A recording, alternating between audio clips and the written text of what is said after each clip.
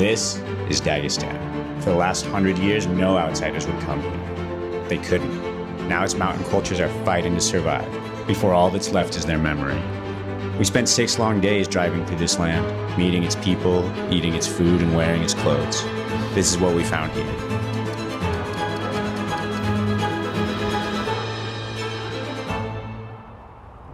So we just made it to Dagestan and got our rental car. Took us a little while because we weren't able to pull out any cash at the ATM or use our card because of the interference that they run on the cell signal around here to stop drones. But luckily we were able to get away with paying in American dollars. And so far we're pretty stoked. This place looks really cool. Why Dagestan? Is it even nice here? Honestly, we don't know. Dagestan is famous for producing more world-class wrestlers per capita than anywhere else, but otherwise this place is still a bit of a mystery. Dagestan straddles the Caucasus Mountains along the border of Russia and Azerbaijan. There are more than a dozen local ethnic groups, languages, and cultures all living together. Almost everyone is Sufi Muslim. Despite the pretty postcard, basically no one came here for the last 100 years. Why? At first, Dagestan was just a remote corner of the Soviet Union. Afterwards, an Islamist separatist movement scared away most tourists. Today, Dagestan is starting to generate a new kind of headline. And that's why we're here, to see it for ourselves. Snack time. Yeah.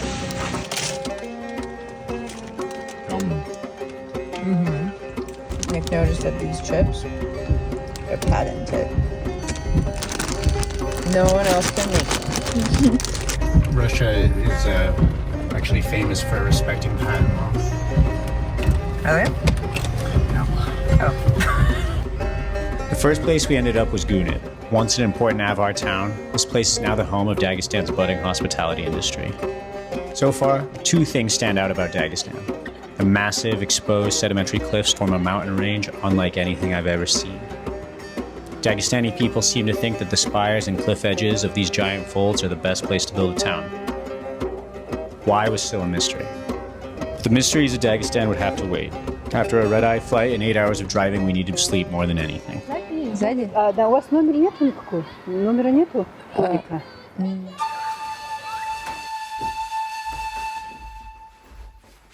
Good morning.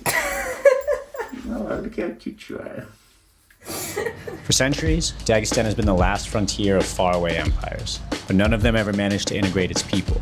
It might be a part of Russia, but it's still very much its own culture, and as we'll see later, many of the mountain valleys have their own subculture too. Да, ничего страшного, вы... Давай. Не говорите, да, будем знать. Да. You know, one of my biggest fears is if we die on a hike. My mom will tell everyone that we died on an easy hike, like we told her.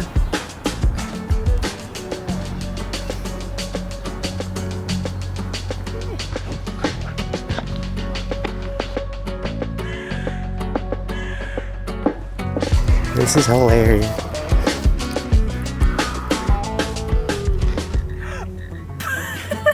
In 1917, Dagestan, along with its infamous neighbor Chechnya, declared independence from Russia as the mountainous republic of the Northern Caucasus. Only 2 years later, the Ottomans invaded and incorporated the new country into their empire. 2 years after that, local Bolshevik forces won out against the White Army, and Dagestan joined the Soviet Union, bringing it back to Russia only 4 years after it left. Personally, I think it's a little bit ridiculous to build a fort all the way up here, because just walking up here was basically impossible. Nonetheless, towns like Gunit are still here, and they're still undeniably Dagestan first, Russia second. All that hiking left us hungry. The best way to get to know a place is through your stomach. And if you want to get to know Dagestani cooking, then there's one obvious stop, Adat. Most places you'll find in rural Dagestan only serve home-style food. So this restaurant stands out for its authentic yet modern take on the Republic's many dishes. All right, what do we got here? So this is chudu. It's a Dagestani quesadilla. This one is with pumpkin. Yum. Very sweet, oily. These are hinkals.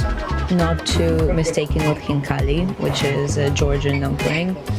This is mountain food. They're kind of layered pieces of dough with broth and dried beef. The last one is dolma, stuffed with meat and sour cream. Cheers. Cheers.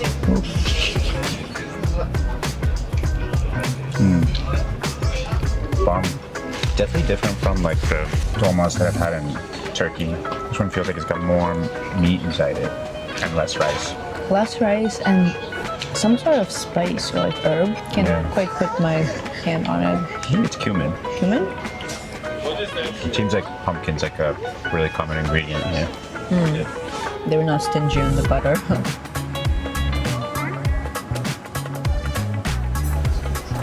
I'm ready to climb mountains.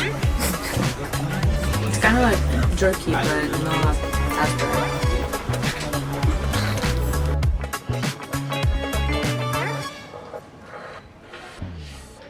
With our bellies full of hinkal and our heads tea, we hit the road, climbing further uphill, seemingly back in time. So you see behind me are the famous Chokh terraces. These terraces are thousands of years old, and they might have been some of the first terraces ever made by humans. If you're ever reading about Dagestan, or you want to plan a trip here, these are the terraces that you'll read about on the internet. But the truth is, everywhere we've driven in the mountains in Dagestan, there are terraces. So it's not immediately clear why these ones are more well known, but they are beautiful. Conveniently located right above the terraces, our next stop, Chokh. One of the oldest settlements in the North Caucasus and a budding destination for Russian tourists. Chokh is the Avar word for parking place, and it's believed that this town may have been a common stopping point on the Silk Road. This is what a really good husband is. I'm just talking to camera. We're staying at the most popular place in town, Chokh Ethnodom. Half boutique guest house, half museum. Just walking around this 200-year-old place is an activity in itself. The hotel's success has inspired imitators all over Dagestan, each one showcasing the region's unique ethnic traditions and history. И тогда оплата у нас наличными. Всё хорошо, если Спасибо. Well, we checked into our room and let's take a look. I feel like first things you notice is just the crazy view of Chokh terraces. This is a very cool room, very simple, but you can see the authentic Dagestani elements in it. How's the closet? It's nice, they're extra pillows. This one someone just stabbed though. Like if you snore at night, I swear to God. See? Yeah, we get our own bathroom too. This is huge. Poop with a view? Oh, it's a little public, but yeah.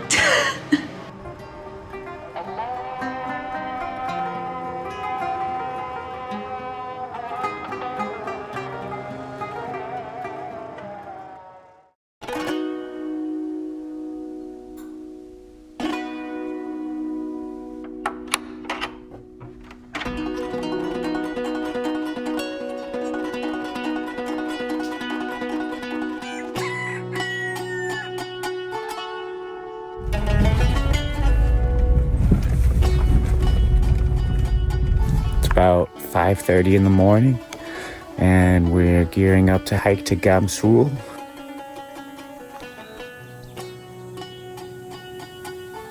One of the most interesting things you can do in Dagestan is visit a ghost town. The most famous of all is Gamsutl, the so-called Machu Picchu of Dagestan. But Gamsutl is not one of a kind. The mountains here are full of abandoned villages, and people lived in this one until the 1970s. Of the hundreds of abandoned towns here, Gamsutl is the most famous because a beekeeper lived here alone for decades after everyone else left.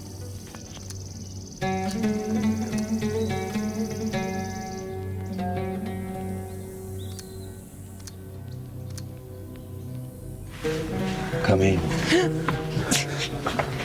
What's in here? Whoa. Do you trust these stairs? Yeah, definitely. They look sturdy. second floor. Well, this is pretty sweet down here. Yeah? Nice little nook. Yeah, there's like looks like one of those old ovens you were telling me about. So this is a traditional old-timey Russian pechka. It keeps the house warm and it also bakes the bread. And Russian folklore, always like the most lazy, good-for-nothing son was always laying on the pechka doing nothing.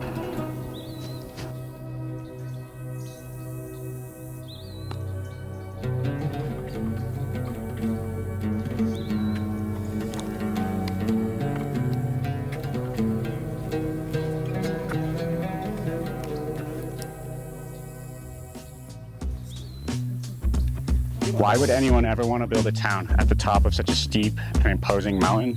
Well, the Caucasus for the last 2,000 years have been alternatively invaded by the Romans, the Persians, the Mongols, and the Russians. Building a city up on a slope like this is the best way to be left alone.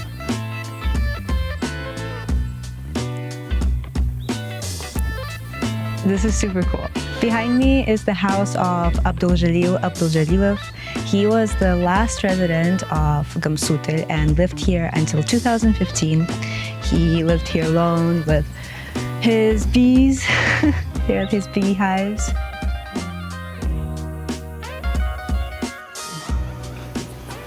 What's this? Nick, this is so cool. I think this is his bedroom.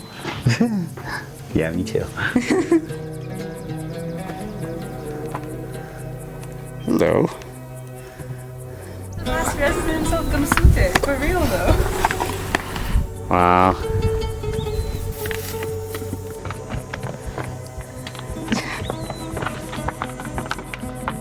How are we gonna get down? I don't know, because I think that one is a guy and he's not very happy. You curious creature.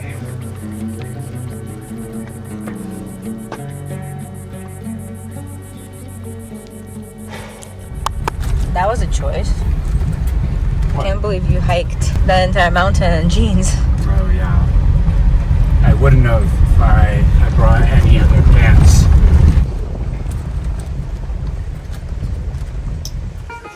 So we're just supposed to go on a walking tour of Chokh, but someone's having a hard time making it out of the bathroom. How you doing? After one last push, we felt good enough to leave the room, so we raced downstairs for a tour of the town with local guide Muslim. His family's lived here on and off for at least 2 centuries, but likely a lot longer. These days, Muslim is helping keep the town's character alive by teaching anyone who will listen about its rich history. It's a business, but you can tell he loves this Что с town. ней ее заваривать? Заливаете кипятком, Ага. ураган, некоторые сорта яблок, груш, грецкий орех и сливы. Больше ничего у нас не растет на этой высоте. His family home is a portrait of the history of Dagestan, a museum that he hopes to one day live in. Ага. Это прялка. А это никогда не догадаетесь, каким инструментом. Этим инструментом сюда опускали початок кукурузы и отделяли зерна кукурузы от початка отделяли с помощью этого инструмента. Walking through his great-grandfather's house, you can really feel how even tiny villages like this deeply experience the thrust of history. Resistance fighters used to hide from the Russian Empire here. Then the Bolsheviks came and turned this house into a hospital. In the last few decades, it's experienced the same rural depopulation felt from France to Japan. This house was mostly abandoned by his family when they went to find work in cities like Derbent, which will be the last stop on our trip. Это уже посвежее утеплить. Такие, наверное, нам уже попадались. Это угольный утюг. Да, такие видели. Такую, главное, на стопу не уронить. Здесь была больница в советские времена. В больнице расстреляли выгнали? В больнице расстреляли выгнали? Нет, его расстреляли позже. Ну, вот отец вот в 21 году у нас ушел. С тех пор я вернулся сюда и восстановил этот дом. If you think that Khabib Nurmagomedov is the first fighter to put Dagestan on the map, think again. Wrestling competitions have been held here and in every other Dagestani town for all time. and Dagestan's first world-class wrestler was Ali Aliyev. Ali was born here in Chokh, probably not far from this statue. He would go on to become the 7-time wrestling champion of the USSR and the first wrestler in world history to become a 5-time freestyle world champion. His success marked the beginning of Dagestan's institutional wrestling dominance, and a string of successful fighters followed in his path. Once the Soviet Union collapsed, wrestling became the best bet a young man had at climbing the country's economic ladder. Khabib grew up in an even smaller town than this one, in the system Aliyev helped create, and would go on to become the longest-reigning UFC lightweight champion ever.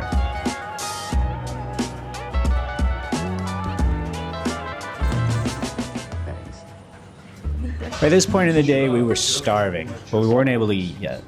If you want local food here, you have to cook it yourself. Не все, да? Но они, наверное, готовить не умеют. Tворог is, you know what tворог is? Tворог is Russian cottage cheese. Это домашний творог, то есть жирный такой очень. То есть местные делают. Они это специально, то есть это творог необычный какой-то, да, то есть вы можете пойти в магазин взять творог, а это именно для bottishell, именно такой творог, который по другой технологии делается, а? Он обманывает, послушайте его. Да, конечно. Анна бабушка говорит, ты не будешь красивый, если ты не ешь творог. У нас вообще в селе, если девочка не умеет bottishell готовить, ее замуж не берут. Даже? Уже. У нас же, если bottishell не умеет готовить, девушку ее замуж не возьмут, правильно? Неправильно. Да, конечно. Короче, все вряд. This is regular dumpling dough, just water, butter, wheat. If you can't come to Dagestan to diet, like do not come here with the purpose. Yeah. Вообще bottishell это блюдо больше праздничное. То есть его делали на свадьбах, на каких-то там, когда вот гости приходили, или что-то такое блюдо, знаете, больше. So bottishell used to be more like a celebration meal. Nice. Okay. Каждый день это как бы не такой, ни спагетти, ни макароны. Yeah, it's not an everyday meal. Да, каждый день его готовят по празднику. Смотрите, я сейчас... Сами справитесь вы? Я вам просто буду подсказывать. Ну, конечно, окей? да. Так, смотрите, это вам. Ставим так сюда. И вот так аккуратно затягивайте туда его. You have to basically wrap the dough around a giant bowl of fatty cottage cheese. Just like everything else about this place, Dagestani food isn't for the faint of heart. A layer of cheese, a layer of dough, a layer of butter, fry it all. Все так делают. You're not unique, Nick. Everyone does this. But you won't see anyone struggling with their weight around here. This is fuel for climbing mountains and training to become a champion fighter. Just yeah. Yeah.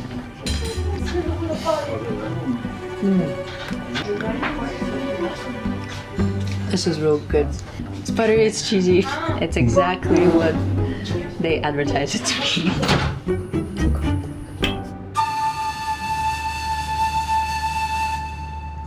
This is apricot kasha or porridge. It's a classic Dagestani breakfast. How does it taste? It's delicious. It's kind of fruity and sweet and very like smooth, like almost like a caramel consistency. Wow. It's bomb. You drizzled their vetch on it. So good. Okay, so where were we going? We're going to Salinsky. We're going to an underground waterfall. But what happened?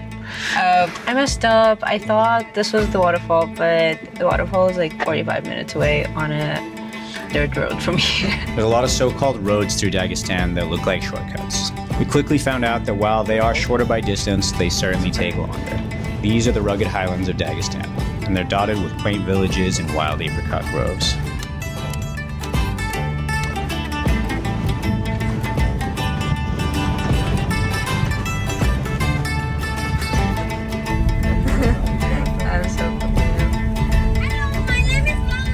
Nice to meet you, Laura.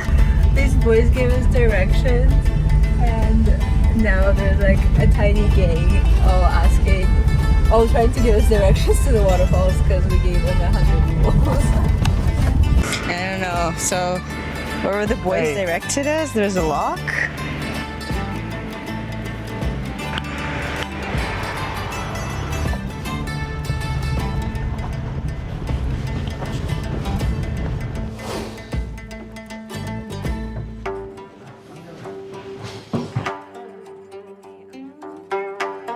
On the way to our next town was the Volapad Mali, marketed in blogs as Dagestan's only underground waterfall. This kind of let down. Oh wait, this is it? This is it.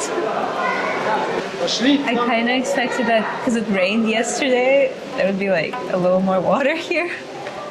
Because tourism only started taking off here in 2020, there's not a lot of great information about what to do here. That means the few travel blogs that there are have an outsized impact on where tourists go.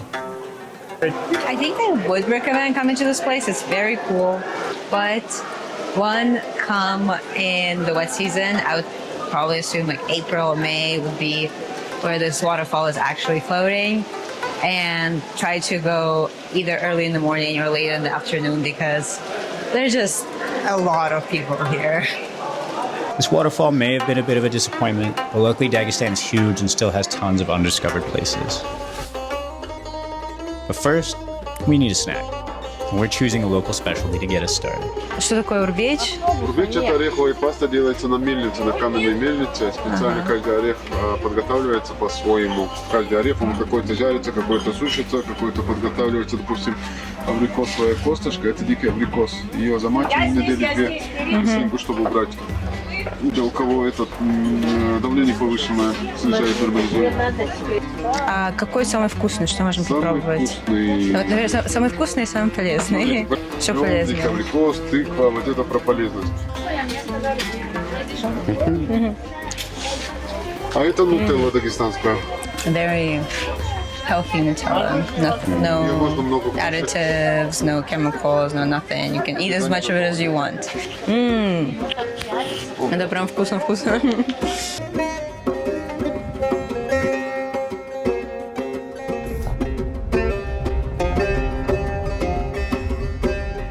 So it's our 4th day in Dagestan, and now we're on our way to Kubachi, a different village, different part of Dagestan. If Chokh was mostly an Avar culture-like village, then Kubachi is a completely different culture there and a different local language. This is what we're having today. Chuchela. Oh. Yes. Chuchela is actually a Georgian dessert, but we're in the Caucasus, so it kind of makes sense. It's a candle-shaped dessert. In the middle, there are nuts on a string. The specific one is hazelnut. And around is this fruit juice, usually grape, sometimes flavored with pomegranate or cherry. Yeah, of course.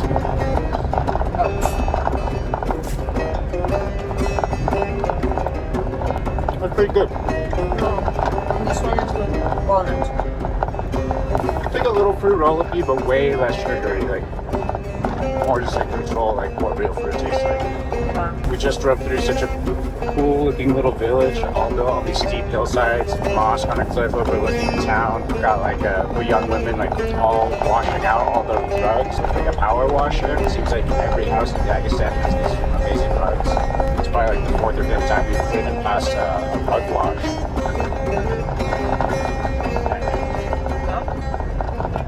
Our final stop for the night is the town of Kubachi, once famous for its silver works, but now decidedly out of the way of the main tourist loop. Kubachi takes Dagestani localism to an extreme level. Just this town and its neighbor, which we'll visit tomorrow, claim their own culture and language, Kubachski, although it's very similar to another regional language called Dargan. Still, Kubachski is unique enough to be considered its own language by some Russian linguists. Before we could even check in, our host Isa was showing us around town, sharing everything there is to know about it. It's impossible to describe the spell this quaint little town put on us as we combed its alleys and took in the views. Apparently, marrying people from other villages was looked down on until 2013. By then, there weren't enough people around for anyone to judge a romantically adventurous youngster. On the edge of town is a forbidden forest that grandmas still keep kids away from because of the old cemetery there. But beneath all the quaint charm and rural decay, there's a bittersweet story that still hasn't played out. Kubachi is dying. Ever since the silver factory closed down, people have been leaving in droves. So back in the day, the roofs were made from clay, and whenever it rained, you would have these stone valiki, and you had to even out the roof because otherwise the clay would crack in the sun and all the water would go in. So the upstairs neighbor would even out their backyard / the roof of their neighbor. Because all the houses, it looks like one house, but it's actually a bunch of different houses. There are doors everywhere, they're all stacked up. This town isn't like Chokh. No heroic freedom fighters or world champion wrestlers here, but that doesn't mean it's not unique. Why else would they speak their own language, even when the rest of the communities in the region speak Dargan? This is the town square. A wedding was held here yesterday, and our host invited us to another in a few days, but sadly my visa will expire before then. Among the town's many challenges, one we didn't expect to hear is that local youth are putting off marriage and having kids. Like most places, girls and guys used to get married out of high school here. Now they want degrees and a career first. To try and fix this, our host teamed up with some town elders to put on dance parties for the town teenagers. Once we made it home, Isa showed us how to get dressed up for a Kubachki wedding. The first thing you should know about traditional Dagestani clothes is that they take a long time to make. Until recently, each design was hand-sewn, and each town or region took pride in perfecting their own designs and motifs. Other seemingly decorative objects served a direct practical purpose in the village. Before Soviet rule, justice was local and corporal punishment was common. But in a tight-knit community, no one wanted to punish a neighbor and risk bad blood. So the person delivering the beating would wear this mask, and therefore no one would hold a grudge. So how would we have had to dress if we'd been able to go to that wedding I mentioned earlier? I think Stas was tempted to try and bring one of these outfits back with us. I certainly was. I'm wearing kalkhana and a kaz, which is a traditional wedding wear for women. It's your turn. All right. Whoa, this is warm. You look so mean and Russian. Oh, this one's like perfect.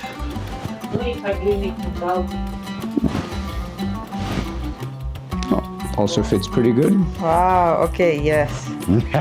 This is the one. And this is the family... The family sword? Yes. I'm not worthy. Nick, you're looking good. Очень холодно. I don't know what's so funny, but... Just your outfit.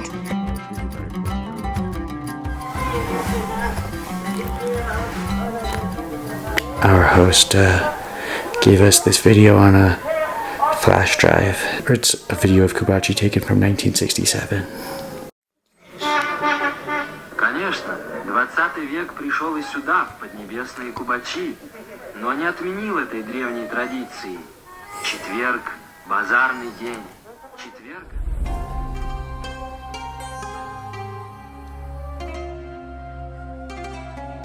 Our host was busy in the morning, so she left her son in charge of breakfast. А, да? Давно приезжали корейцы? After we all ate, he showed us around his now abandoned great-grandpa's house. Our guide was well informed about the family history, and he had some great Minecraft tips too.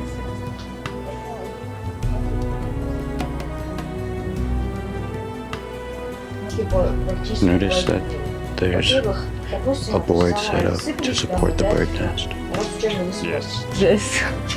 This is for chickens and ducks. You always have a little snack on you, even in the kitchen. You want an egg? Grab one. It's right under the stairs. Great-grandpa was pretty smart. Yeah. It's hard not to feel wistful walking through the decaying remains of this once magnificent house. The fine blue paint and elaborate wallpaper are just a few reminders of the better times this place has seen. Who could have known that 2 short generations is all it would take for this place to fall apart?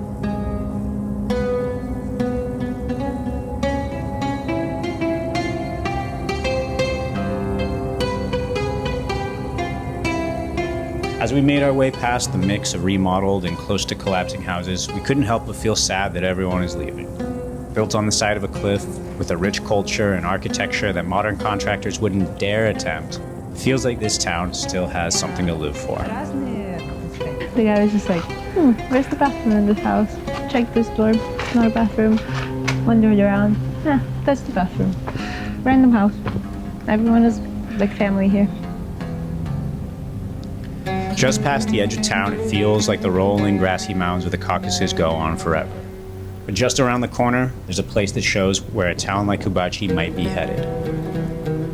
Behind me is the village of Amuzgi, and believe it or not, the last people who lived here left in 2016, not in 1300s as you might think.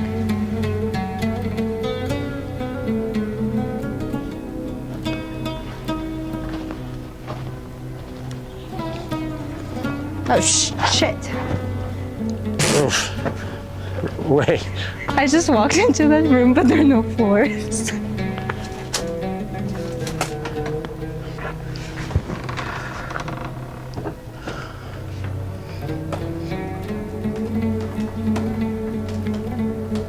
Don't do that, don't do that.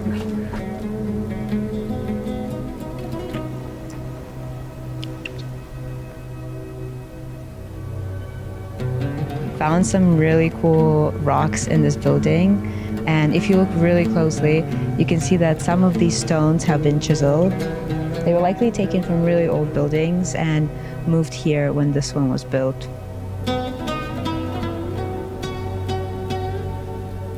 We left town with our hearts feeling cracked. It seems like tourism is just getting started in Dagestan, right as many of the old mountain towns are breathing their last breath, whether they want it or not. Change is inevitable, and modernization isn't the problem. It just feels like it's happening so fast that the old ways will be lost before their memory has had its last word.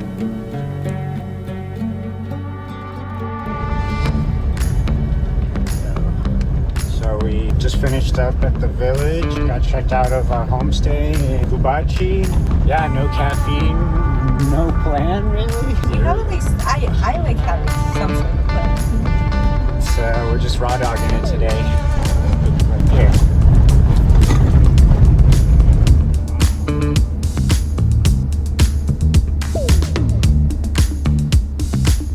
Now feels like a good time to mention that the drivers in Dagestan are some of the craziest in the world. Everyone says that about pretty much everywhere, but Dagestan is the only place I've seen drivers regularly pass on the shoulder at full speed. Давай, ой, персики у вас. Сочные, да? Можно один потрогать? Look at this. Grape juice and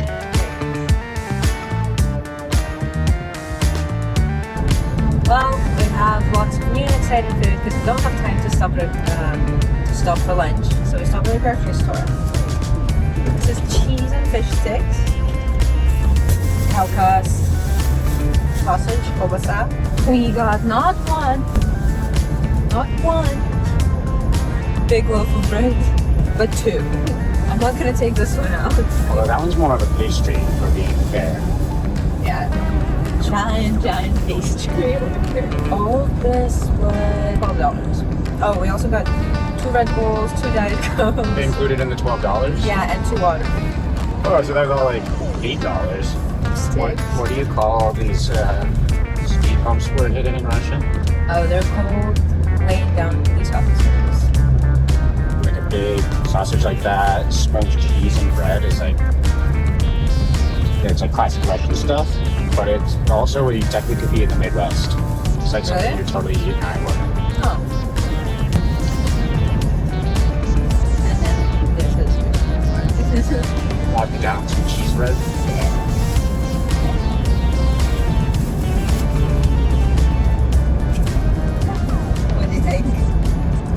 Delicious. It's ironic that the future of Dagestan lies in cities like Derbent. This place represents modern Dagestan, but it's also the oldest city in Russia, and one of the oldest in the world, serving for centuries as the gateway between the Persian empires to the south and the Russian to the north. And for as long as this city has existed, it's had a bazaar.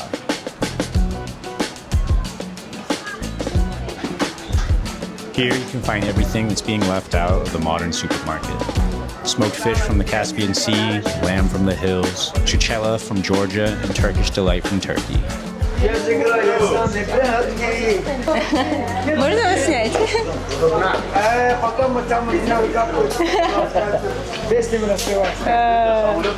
This is the cheese we've been eating for breakfast every morning, and it's very salty.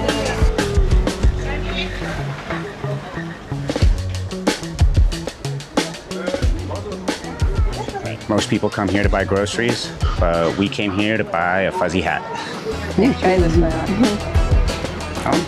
Oh.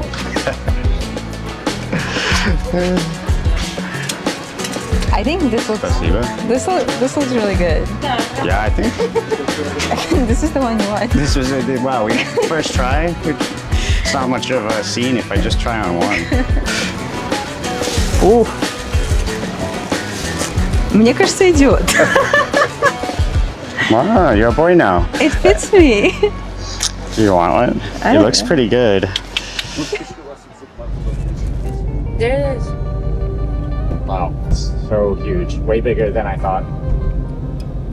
What are we talking about? We're on our way to see one of only 2 ever made chronoplanes. It was like a giant Soviet war machine built to destroy aircraft carriers. Yes, on the water. And it uses the chrono effect. So it's a flying machine, but it can't fly like a plane. It just could fly like a little bit off the ground. This is it. It's pretty cool looking. Can't actually get up close to it or go inside it. So, a bit of a disappointment. Not sure if it was worth skipping lunch for, but it's very fascinating. Super weird looking. The wings are like weirdly short for how big the body is.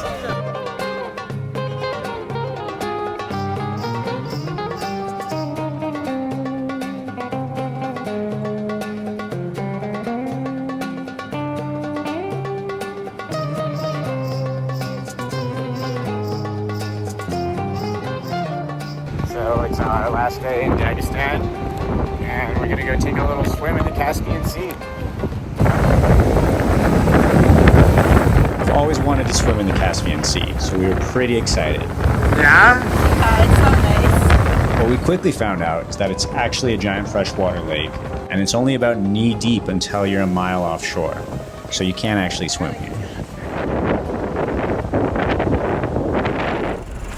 As we hit our last stop of the trip, we were left wondering, what does the future look like for Dagestan? Since Dagestan received its first meaningful amount of tourists at the end of COVID, the biggest surge in tourism has been internal. As the Republic has grown economically, more and more Dagestani are revisiting their mountain heritage. World-class fighters like Ali and Khabib have proven that even the most remote villages have something to offer. Now, the world is starting to visit those villages just as they become a thing of the past. If there's one thing I wish we would have done more of on this trip, it would be to ignore the travel blogs and the people who came before, to just go and get truly lost. Dagestan is a big place, and we don't all need to go to the same places, eat the same food, take the same picture.